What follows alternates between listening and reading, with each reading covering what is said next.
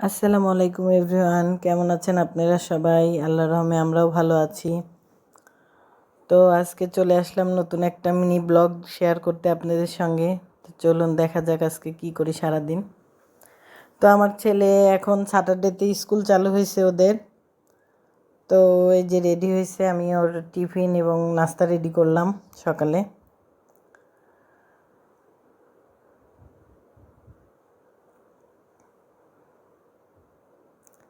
এই যে ও স্কুলে চলে যাচ্ছে। ওকে বিদায় দিয়ে এসে আবার আপনাদের ভাইয়ের নাস্তা রেডি করব। এই যে উনি নাস্তা করে নিয়েছে, এখন রেডি হচ্ছে, ও সাইডে চলে যাবে, আজকে ওর সাইড আছে।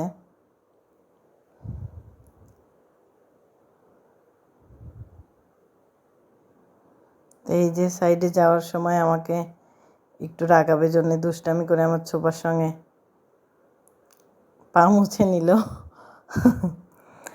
তো চলে আসলাম দুপুরে রান্নার জন্য। আজকে কাতল মাছ রান্না করব। কাতল মাছ ভিজিয়ে দিলাম, ফ্রিজ থেকে বের করে আগে ভিজিয়ে দিলাম। তো চলে আসলাম ছেলের রুমে, যে ওর রুমটা গুছিয়ে দেই, ওর রুম এলোমেলো হয়ে আসে। ও চলে আসবে 11টাতে, ছুটি হয়ে যায় ওদের স্কুল। তো এই যে এলোমেলো সব অগোছালো করে রাখে, এগুলি গোছগাছ করে দিলাম আমি।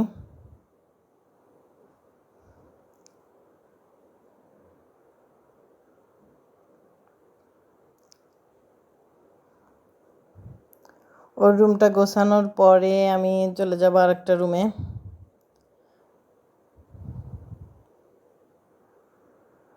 এই যে সে স্কুল থেকে চলে আসলো।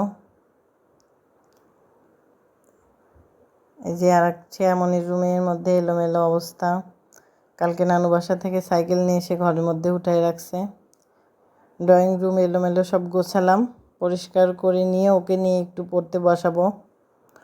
ওর এক্সাম শুরু হবে। তো সব পরিষ্কার গোছানো শেষ আমার। এরপরে চলে গেলাম ঘুমের রানীর কাছে। সে ঘুমাচ্ছে এখনও, বেলা 11টা বেজে পার হয়ে গেছে, সে ঘুমাচ্ছে। তো এই যে আমি বলতেছি যে তোমার ঘুম এখনও কি, তুমি পারবা আরও ঘুম হয়নি? তো সে বলতেছে যে না, তার ঘুম হয়নি। তো এরপরে আমি চলে আসলাম। এই যে সে ঘুম থেকে উঠে আগে শাওয়ার নিছে, তারপরে এই যে নাস্তা করতেছে। খাওয়া দাওয়া তার একদমই সে করে না। তো এরপরে সন্ধ্যায় চলে গেলাম আমার বোনের বাসায়। ওর শ্বশুর শাশুড়ি ইটালিতে থাকে, আমার বোনরাও ইটালিতে থাকে। তো আমার বোনের শ্বশুর শাশুড়ি আসছিল দেশে অনেক দিন, এখন চলে যাবে। এই যে তো আমি একটু ভিডিও করলাম, যেমন মেয়ের সঙ্গে কথা বলতেছে। ভিডিওটা ভালো লাগলে সবাই লাইক করবেন, কমেন্ট করবেন এবং শেয়ার করবেন। প্লিজ সাবস্ক্রাইব করবেন। আল্লাহ হাফেজ।